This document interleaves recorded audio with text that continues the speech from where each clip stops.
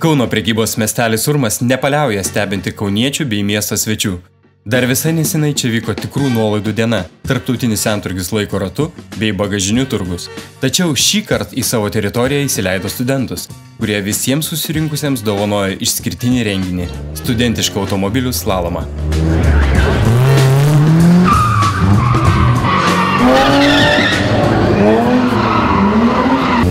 Riaumojantis automobilių varikliai, cypiančios padangos ir minio žiūrovų. Taip Kauno prekybos miestelis Urmas pasitiko paskutinį balandžio penktadienį.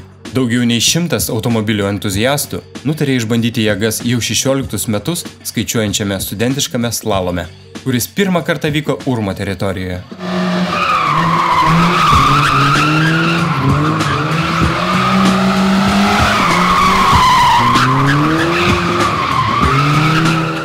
Šiais metais surinktas studentiškas slalomas sudomino kaip niekad daug vairuojančių merginų. Kol vienos apsipirkinėjo greta trasos esančiose Urmas prekybos vietose, kitos sėdo prie savo automobilio vairo ir varžėsi su vyrais slalomo rungtyje.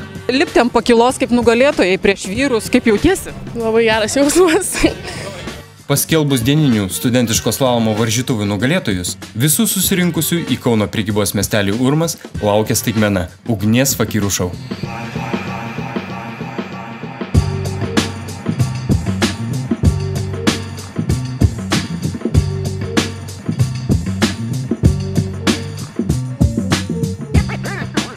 Renginio naujovė naktinė slalomo trasa sulaukė didžiausia tiek studentų, tiek miestiečių bei miesto svečių dėmesio.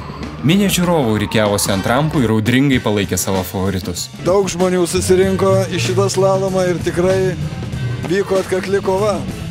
Ir lyginant su kitais slalomais naujovė, dabar pirmą kartą dalyvavom tokioje naktiniai programai ir toks gražus pasirodymas buvo atidarimo.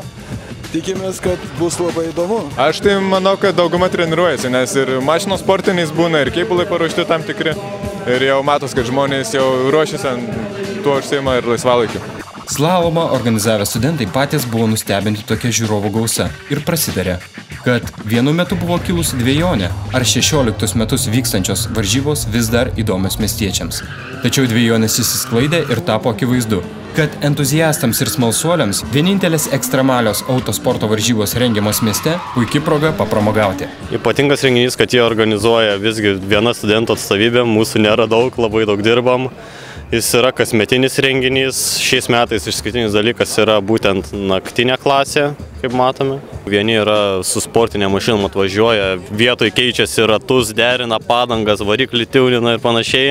O kiti tiesiog atvažiuoja pasilinksminti ir man atrodo, čia yra puikus laisvalaikio praleidimo būdas visiems. Išskirtiniais renginiais garsėjantis Kauno prekybos miestelis Urmas pažada, kad netrukus vėl nustebins savo pirkėjus ir lankytojus. Gegužės mėnesį čia bus kaip niekada gausų renginių. Nuo 9 iki 11 dienos čia vyks tarptautinis senturgis laiko ratu, mėnesio viduryje naktinis krepšinis bei Baltijos galiūnų vilkikų čempionatas. Iki pasimatymo prekybos miestelyje Urmas.